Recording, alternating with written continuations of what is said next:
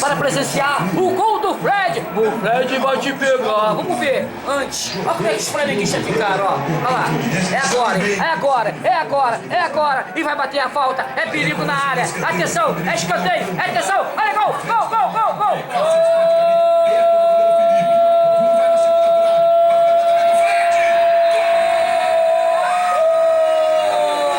Vasco, o Fred vai te pegar. Vasco,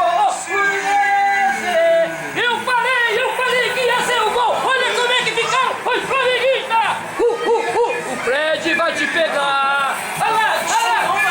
Olha lá, olha lá, olha lá, olha lá, olha lá, olha lá.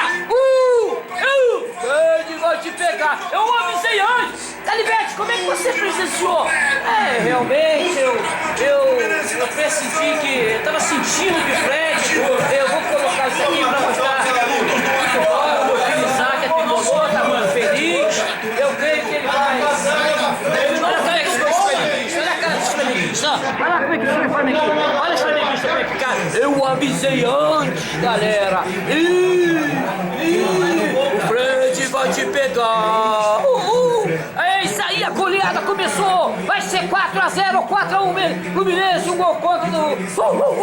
Eu não sei de nada, eu sou Vasco, mas eu tô torcendo pro Fluminense por causa do meu filhão Isaac.